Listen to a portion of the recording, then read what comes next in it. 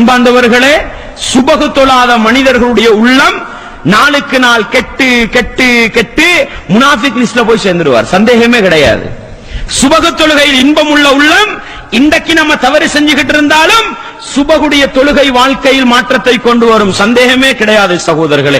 எனவேதான் ஃபஜ்ருடைய நேரத்தில் ஒரு மனிதன் நல்ல கவனம் செலுத்தினால் நிச்சயமாக அவனுடைய 24 மணித்தியால வாழ்க்கையையும் படைத்தவன் ரப்புக்கு விருப்பமான முறையிலே கழிக்கலாம் என்பதனாலதான் அந்த ஃபஜ்ரை விட்டும் மனிதனை திசை திருப்ப வேண்டும் என்பதற்காக ஷைத்தான் ஒரு கவனம் செலுத்துகிறான். அதனாலதானே ரசூலுல்லாஹ் ஸல்லல்லாஹு அலைஹி வஸல்லம் அவங்க சொன்னாங்க, மன் ஸல்லா ஸலாத்த சுப்ஹி ஃபஹுவ ஃபீ திம்மத்தில்லாஹ், யார் சுபகு தொழுகையை தொழுது விடுகிறாரோ அவர் அல்லாஹ்வுடைய பொறுப்புக்கு கீழால் வந்து விடுகிறார். யார் சகோதரர்களே? யாரு? சுபகு தொழுகிற மனிதர் அல்லாஹ்வுடைய பொறுப்புக்கு கீழால் வந்து விடுகிறார்.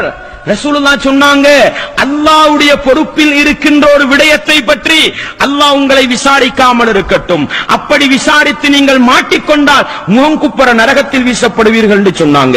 முஸ்லிம்ல வரக்கூடிய ஹதீஸ். சுபகு தொழுதுட்டு வர மனுஷனோட மிச்சம் கவனமா நடந்துக்கங்க. சுபகு தொழுகிற மனிதனோட மிச்சம் கவனமா நடந்துக்கங்க. ஏன்? அல்லாஹ்வுடைய பொறுப்பில் இருக்கிற ஒரு மனுஷனுக்கு நீங்க அநியாயம் செஞ்சு ஏமாத்தி அவனுக்கு துரோகம் பண்ணி ஏதாவது ஒன்றை பண்ணிட்டு போய் மறுமையில மாட்டிக்கன்னீங்கன்னா அல்லாஹ்வுடைய பொறுப்பில் உள்ளதுக்கு நீங்க துரோகம் பண்ணிட்டீங்க, அதுல தண்டனை கடுமையா இருக்கும். அதனால சுபகு தொழுகின்றது நேரடியா அல்லாஹ்வுடைய பொறுப்புக்கு கீழால கொண்டு போகும்னா ஷைத்தான் இதை விட்டு மனுஷனை கெடுக்க பாப்பானா இல்லையா? அதனாலதான் சகோதரர்